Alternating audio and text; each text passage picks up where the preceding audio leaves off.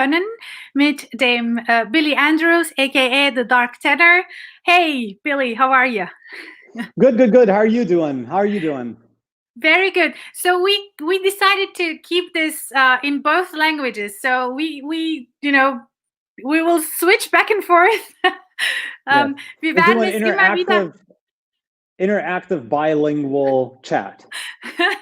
Yeah, yesterday at the book fair panel, someone said it's a hyper communication age. Awesome. So, absolutely. So, Billy, I just want to recapitulate or recollect once again for the people who are just joining this live stream for the first time what we are doing. Sonophilia Foundation is an organization, it's a non-profit organization, and we're establishing it right now. So, the last signatures are about to fall in Munich. And we are dedicated to democratizing creativity for everyone. What I mean by that is that we want to make creativity easy to access for everyone, especially when it comes to their own inherent creativity and potential and personal growth. So those are topics that are very important to us. And behind all of that, we also have hard science. So we're collaborating with scientific organizations in order to understand how creativity, which is the force that enables everything in the world, more or less all innovation, how that force actually works in the brain, and how we can change and tweak our systems and our education and our own personality so we can use more of that inherent resource. And to that end, I'm really, really happy that you've accepted to become our very first Sonophilia pioneer. We have asked you, Billy, because you're one of the most innovative artists. You are already someone who looks into so many different realms, brings together things that are on the surface, are not connected yet, which is actually the essence of creativity, bringing things together that are not connected yet. And this live stream has the particular topic to promote our book. Yeah, that's what we're here for. So we just awesome brought out a book which is called Creativity Matters, and we have a tiny video on the background running about the book. I don't know whether you guys can see it yet, and that book is a collection of 16 stories from everyday people about how they use their creativity. And to that end, within the next couple of days, Billy and I will be publishing his creativity tips. And we want to ask you guys also to provide your creativity tips. So, Billy, let's talk about your creative rituals a little bit as a musician. What do you do day in, day out, to go into the zone, so to speak? Oh man! So first of all, I'm super happy to be a pioneer of the Sonophilia Foundation and to promote the book, which is out as of today. So everyone out there, go ahead and get it. It's awesome. It's available digitally, so you don't have to go anywhere except for online. And I believe the link is there. You go. There's the link. Sonophilia.com/book. So if you guys want to check that out, it's an awesome book, and it might and it will spark great ideas in you if you want to explore your own creativity and discover that it's not as difficult as you might think. So yeah, I mean, the creative zone, as someone who's always been in the creative sector, you really never leave that zone, right? So there are different levels that you can access. There's like this everyday creativity kind of thing going on where you're putting together, as you said, putting together puzzle pieces to create something brand new, right? So literally you're creating a best of elements and forming a new picture. So I do that on a daily basis anyway, because I'm not only a singer or a composer, but I do a lot of management parts.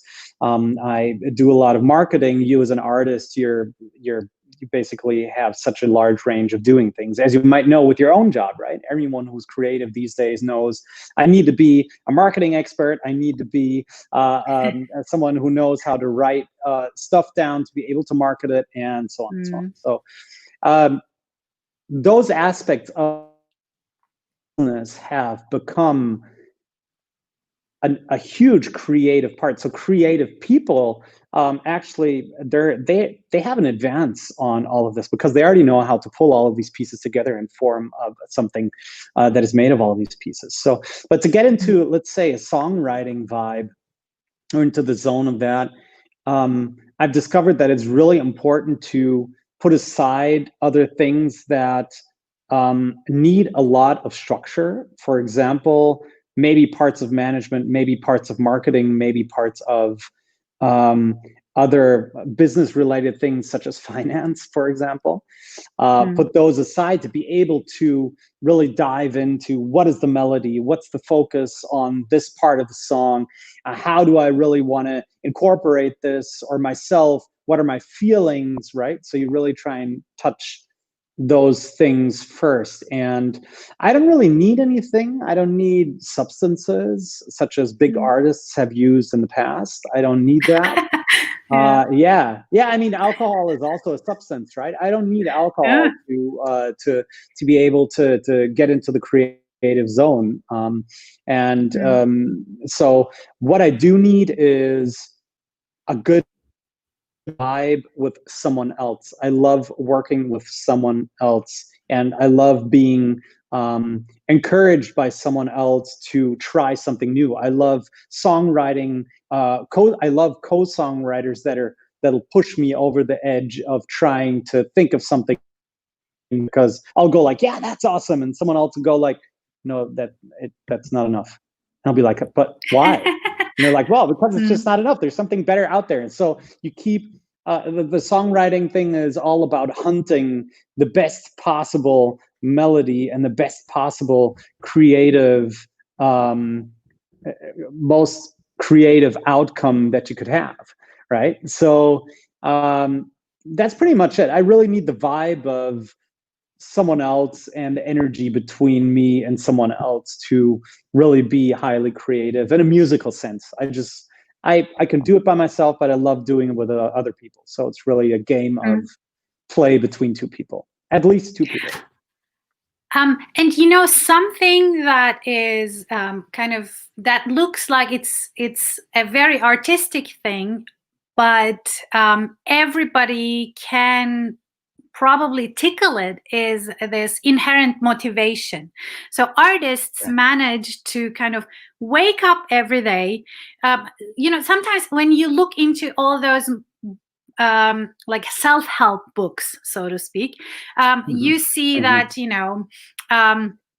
something that as if something that kind of separates people who are really successful from people who are not so successful is their possibility to self-motivate, which is probably, when it comes to creativity, actually not really true. I think what makes artists at the end of the day so creative or outstanding as creative people is this their possibility, their engagement with even the boring. So even when stuff gets really tough and you're not feeling like it, and you're not really, so it's not only about going into the zone, but also forcing yourself every day to wake up and to do your routines, and those routines can be really creative. So do you have something like that kind of, even if you're not feeling like it, what do you do? What I've learned is throughout the many years, I've always hassled. I've always been like, no, I can't go on vacation. I really need to, I just need to be going and going and going. What I discovered just 2 years ago, actually, that it doesn't matter. You just self-care is so important, not only in the creative zone, but it's really important to take care of yourself. And things that I do are, for example, I love espresso, but I noticed that if I stop drinking espresso, I will be even more healthy. I'll be relaxer. I can sleep better, and that all of that contributes. Many things contribute to being more creative. So I love working out every day. I do that every day. I do my sports stuff every day in the morning. I try not to drink a liter of espresso per day. My You mean girlfriend. not like this? Yeah, right, yeah. I mean, there's many people that are into, for example, meditation, are into breath work, that are into all those kind of things. That for some reason is super boring for me. So that has never become a part of my morning thing. So I love waking up. So here's to get it on the, I love talking a lot. So here's the core of it. I wake up early. That's what I do. I wake up at 5:30 in the morning. I love, since I have a dog, I love going out with the dog in the morning. Wait a second. Here she is. Check this out right there. Oh, hey, Amy. Yeah, she's hanging out. She's like, shut up, man, shut up. I don't like going outside. So wake up early. Wake up early. Wake up early on a regular basis. Make that your time to get up. And don't be afraid of 5 or 6 o'clock in the morning, because it literally, after a while, it doesn't matter, right? The time doesn't matter. It matters when you go to bed and in what state you are when you go to bed, right? That's what matters. So wake up early in the morning. Don't touch your cell phone in the morning. Do whatever recreational thing you have in the morning is good for you. I go out with Amy, who's about to jump off the, bye-bye. I go out with Amy. After that, I work out, and I have an espresso, right? So those are the things I do. When I go on tour, things slightly change. So I stopped drinking alcohol completely. I stopped drinking coffee completely. I don't eat carbs at all. No carbs at all. No pasta, no pizza, no nothing. I basically go, most of the time I'm vegetarian anyway, but I'll go vegan or vegan almost even. So no cheese, no milk. I don't drink milk anyway anymore. Do you do that only during tours? Before tour, yeah, I do that as a preparation, and it really just cleans out your body. And I don't, because when you're on tour, you're on an extra stress level. You're on a stress level, and you're also in a quiet zone a lot, because between a show and between waking up, there's a lot of nothing, right? There's just a lot of time to spare. So I fill that up with all kinds of creative stuff. But being on tour for your body is stressful. You're in a night liner or in a hotel. Everything's constantly changing depending on where you sleep. So you really need to be consistent with how you eat, how you drink.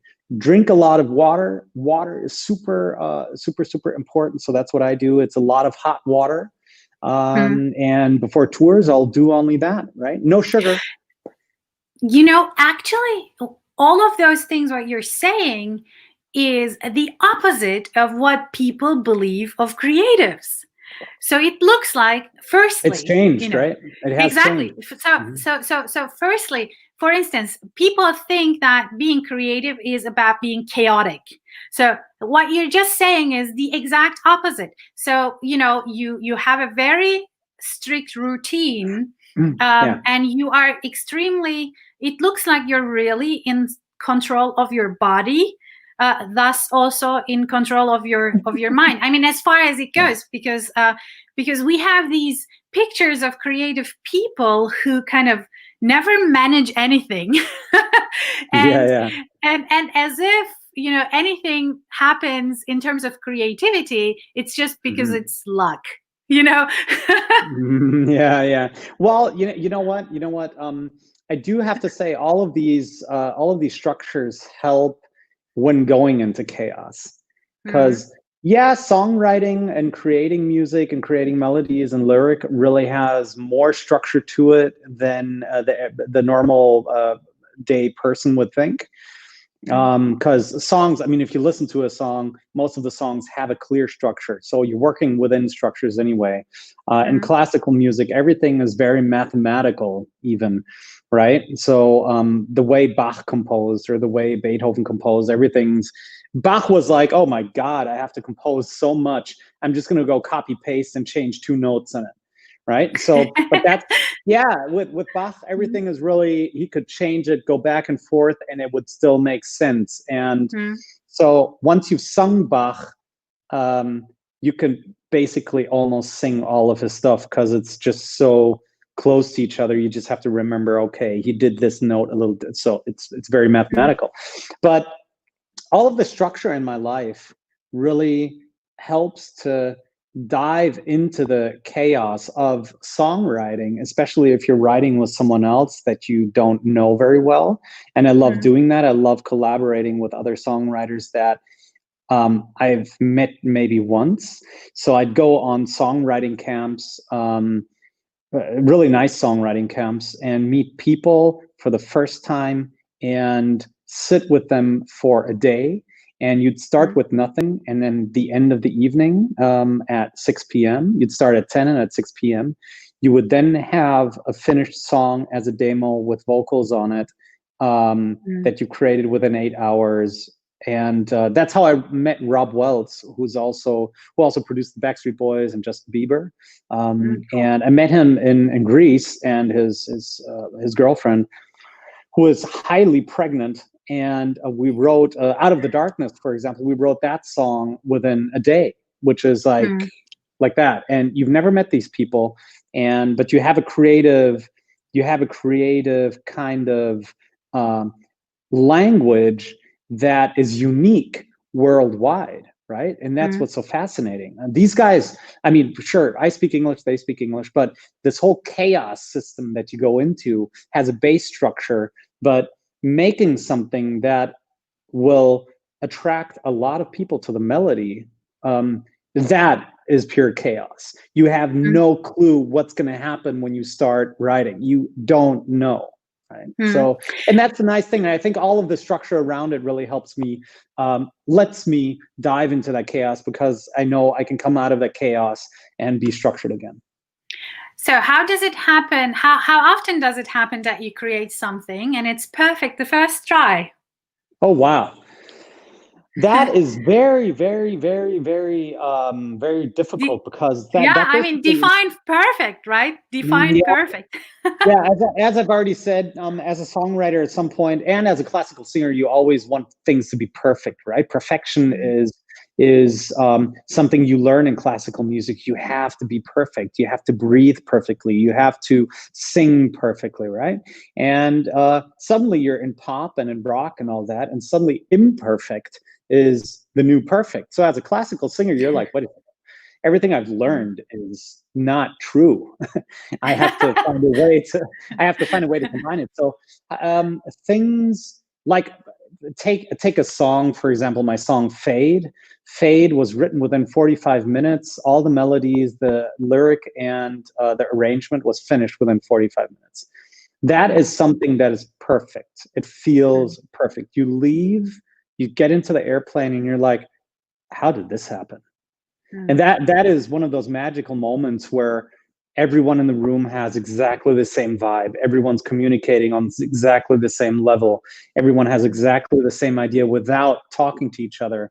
And you just go and it happens, right? That's something that'll happen, not very often, but that's a perfect moment of creation. And then very often things will feel perfect. Things will be perfect when they feel that they were perfect and unique at the same time, right? So those kind of moments occur in a live set on stage more often than when you're writing a song, right? You'll go like, fuck, that was the perfect moment. That happened. Yeah, I know. I totally know what you're talking about. And you always feel that kind of synchronicity, so to speak, Oh. with people and with the stuff that's around you. You just feel as if the whole universe wants you to succeed, right? So it's just working for you. But the thing is also, I think, let's talk about the mindset that is required to actually optimize your environment for that kind of nice, synchronous moments to happen. So I think it requires a certain openness. Absolutely. I think it also requires a certain, let's don't give a shit about things that could go wrong. So because sometimes when we struggle with everything around us, stuff is not standing where it should be, and so you get really nervous. You're talking about 2020, right? Yeah. That's like things are not in the right place all the time right now. Super weird. Absolutely. And I mean, you kind of have to maybe we should talk about that kind of artistic mindset that just optimizes the environment a little bit more for those, let's say, lucky coincidences. So you can just prepare your environment in such a way that stuff like that can just happen more often to you. Yeah. So I haven't found the key to promote things just happening. I haven't found the key to that yet. I have discovered that not being afraid of things, just letting it go and just keep going forward is something that definitely promotes things happening, right? I mean, I set up my own record company last year. I have a brand new, wonderful management that knows exactly what to do and when to do things, and is helping me on the way to a new studio album next year and a Christmas album right now. So I think it's really, fear only helps me when I'm really in the position where I need to do things to get things moving. I'm an Aries, so Aries will wait forever until they really have to do things, until it's really necessary. Because Aries naturally can do a lot of things very quickly, very intelligently, so no one notices they did it on a short call. Some of my fans would be very, very impressed or surprised, or they'd probably tell me prepare better next time, if they knew with how short notice wise I sometimes am, right, in working. Matthias, are we seeing the questions that are coming in? No, we don't see the questions coming in. Do you see questions coming in? No. Wait, we have to go to the comments maybe. Yes. Okay. Okay, here. We can see the comments coming in. Now we can see them. Yeah. So is being creative a gift, or can everybody be creative?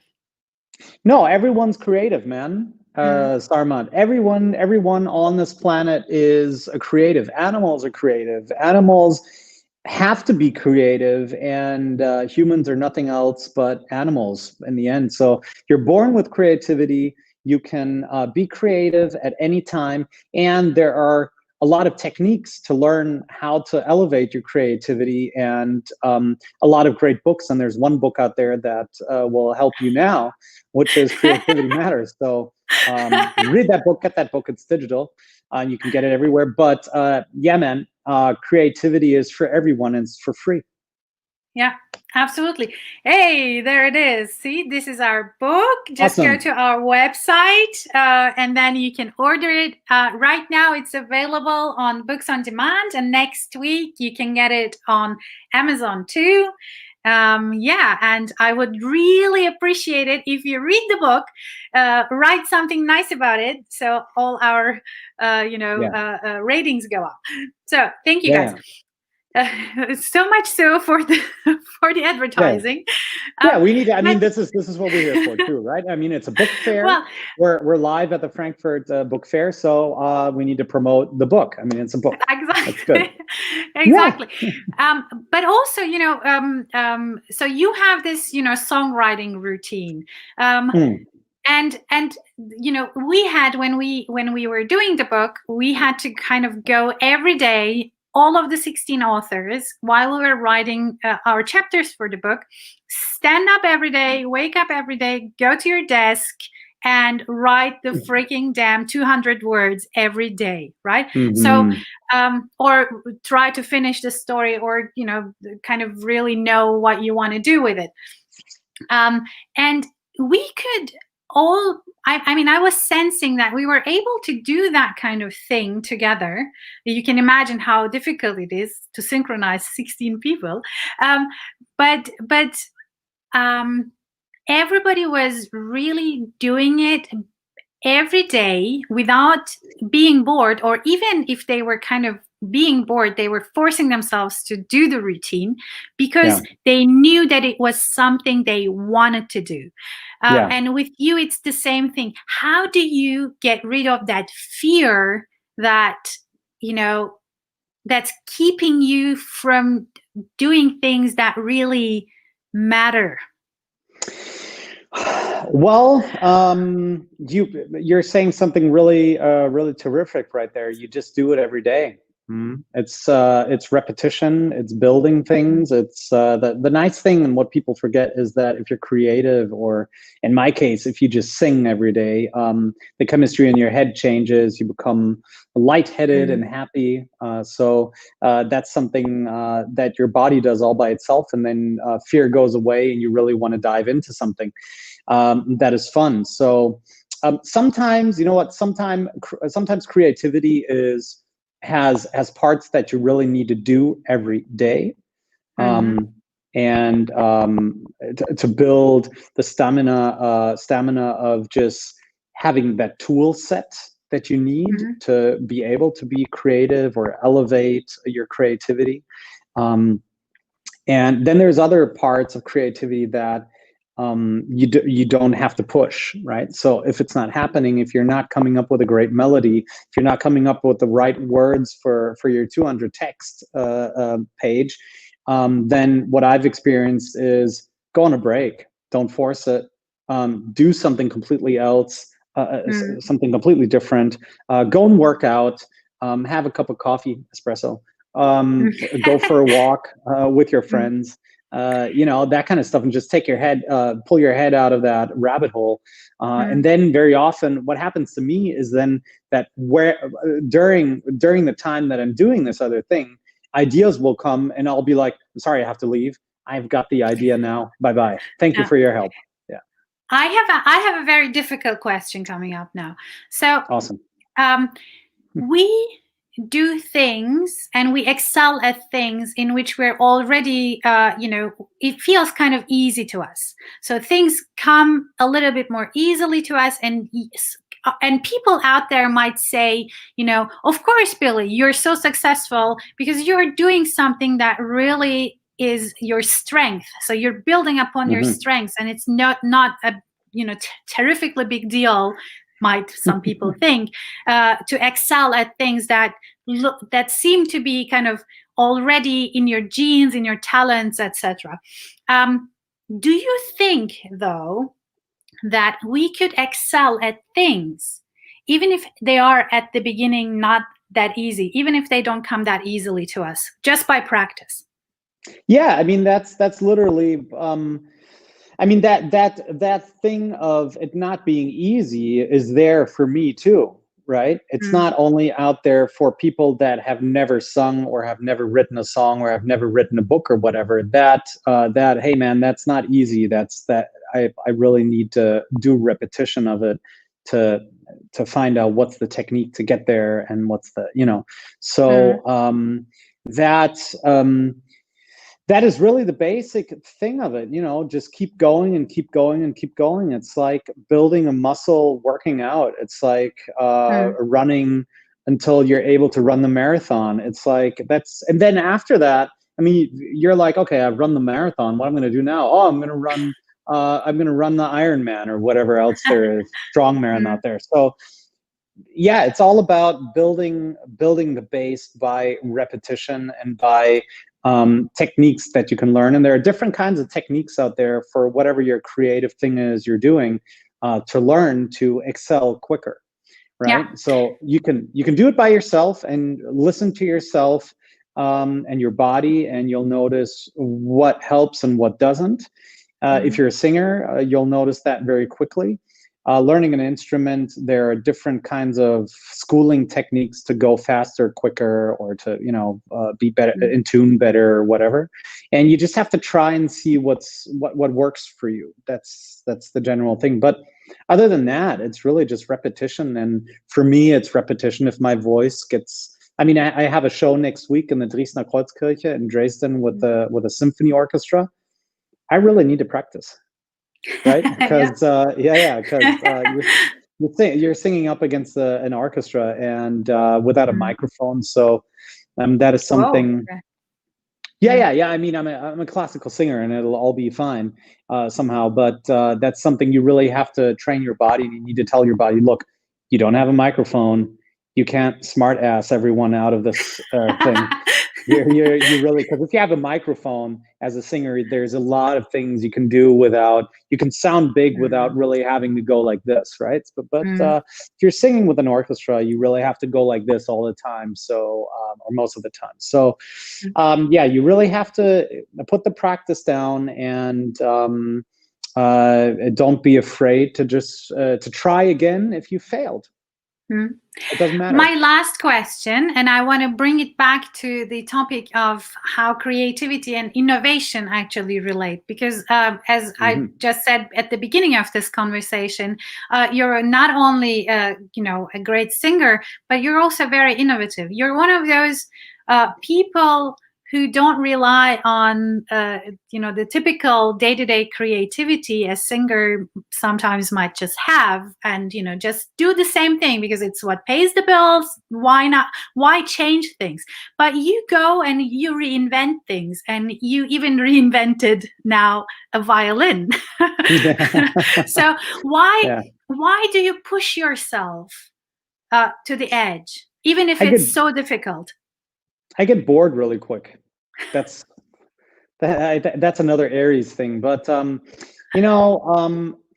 started the dark tenor thing because I saw that people in front of the stage were either falling asleep in the opera house, or they were bored, or they almost died because Wagner opera takes 9 hours or 6 hours or whatever. And so I was like, okay, how can this be cool? And I mean, the composers back then were cool guys. And I played violin for 16 years. So I was like, okay, so how can I reimagine a kid wanting to learn a violin that's not fucking boring? So I searched the web a lot, and I saw that there's 3D printing out there. And last year, I had the calling to get on this project. Was last year I met you and Matthias at the Karajan Music Tech Festival in Salzburg, and there was this guy who had a 3D printed ukulele, and I was like, what's this? And I was like, this is weird. It's white. It's made of, I don't know what it's made of, plastic or some kind of filament. And I was like, okay. So I started playing it, and I was like, wow, this is pretty cool. It actually sounds like a real ukulele, and ukuleles are made of wood, right? So I was like, okay. So that initially sparked the idea of, why can't I do this to a violin? Why can't I do this to a guitar? Why can't I do this to other things that need reinvention and a level of invention that will later trigger kids and mainstream to say, wow, that old instrument's not old anymore. That's new. That's like, it sparks the idea of wanting to know more about the instrument, right? And you don't have to worry about breaking it. Exactly, man. I mean, you can just yeah. I did a photo shoot for these 3D printed violins, and I added another layer to this whole thing. So I was like, okay, so we can we can we can make it translucent, and I can have LEDs in it that'll make it glow, right? So I started working with friends of mine and partners, and we came up with the idea how to make this show tick for my on stage appearances, and we came up with a really cool idea. But yeah, you're right.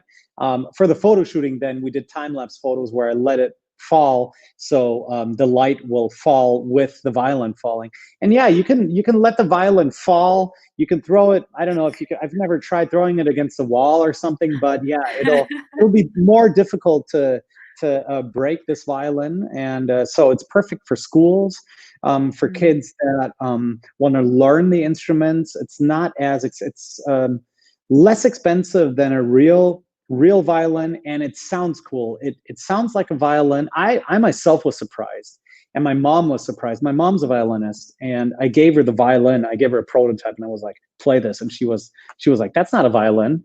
I was like, Oh, there it is. Hey, "There it is, awesome." Matthias, yeah, well yeah, done. yeah. So that's the prototype. You can see it's glowing red. It's the glowing violin. It's Yeah, wait a awesome. second. Let me show you. I have another pre-made violin right here. Hey, wow, look at Right. I'm this. sorry. It's a Sorry. beautiful, Yeah, beautiful sorry, I didn't instrument. show you this first. So this is even before the violin that Matthias just showed you, right? So this is Awesome. right. Yeah. Yeah. So this is made on the base of a developer in the States.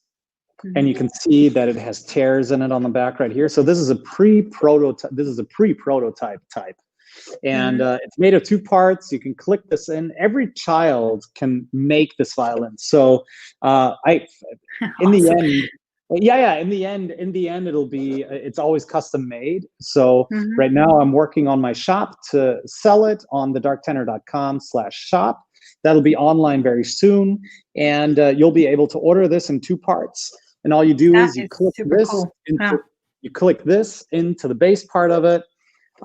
You put the rod in right here, and these 4 parts. So you're building your own violin, right? So that's How another cool awesome. part. Yeah. So kids can take this to school. They can play on it.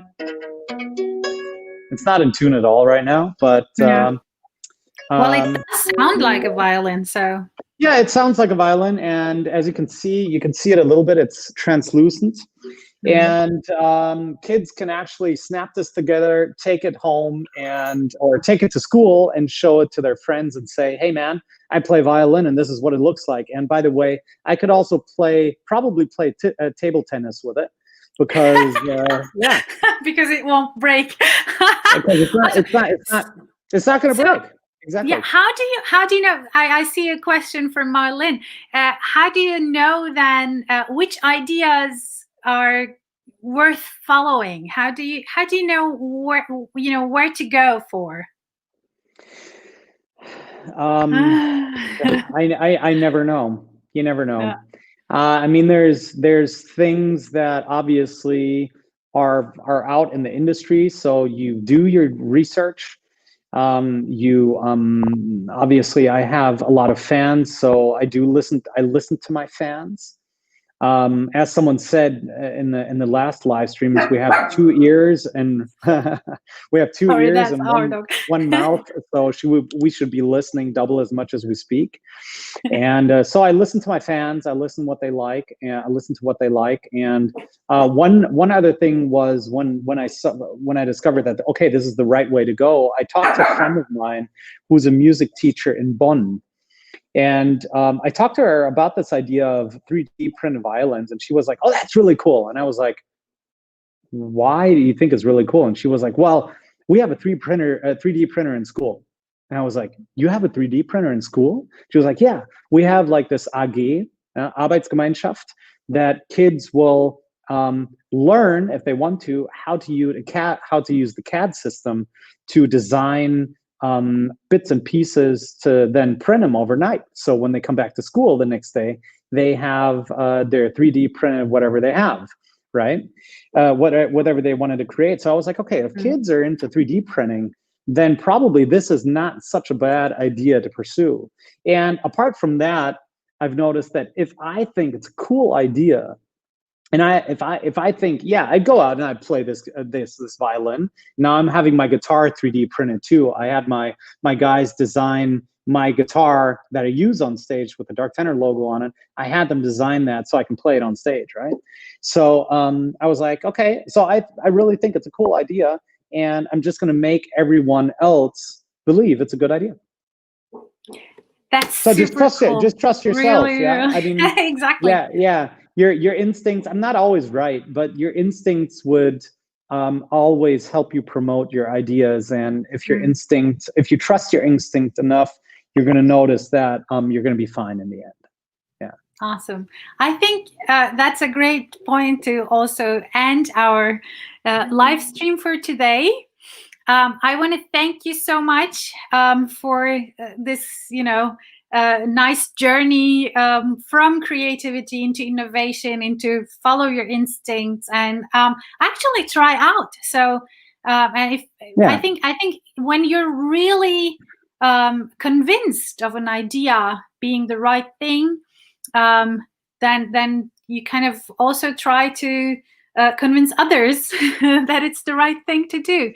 And and that's also the baseline, I think, is instincts are, your instinct is what lies beneath creativity, and your instinct will let you travel the right way anyway. And we've stopped learning what instinct means and how to actually embrace instinct, because we're in this weird system where creativity and instinct are not part of the game anymore. So we really want to promote that. Be creative, trust yourself. If you think you should use red instead of blue, go ahead and use red or blue, mix them up and see what happens. Just follow your instincts and what feels good for yourself. Right. So I'm super honored to be part of this brand new. Thanks, Matthias. I love my team. Yeah, I'm super happy to be part of the Sonophilia Foundation and to be a pioneer. I'm very, very sure there are great stuff, great things coming up, and everybody who's watching, go out and get the book. It's on sonophilia.com/book. Book. Yeah. There you go. Exactly. So it's all blue now. Awesome. I want to thank you so much. And guys, don't forget, from now on, from today on, we are starting a new series on we're starting a new series on Creativity Matters, and we are going to be collecting your tips for everyday creativity, and also suggestions by Billy Andrews. Oh my God, my head. From Billy, so every day, and we will be publishing them. So please do submit yours with the hashtag Creativity Matters and hashtag Sonophilia on either Dark Tenor pages on Facebook, Instagram, or on our pages. We will be making them look nice, and we will be publishing them so everybody can read them, your tips. Thank you guys so much. Stay tuned, and looking forward to Christmas. That violin is on the Christmas album. Yeah. Exactly. There's the Christmas album coming out on the 13th of November, ladies and gentlemen. And I also played this violin on the recording of the album, right? So it'll be out there very soon. And yeah, you guys go and get the book now. It's awesome. Bye. Bye.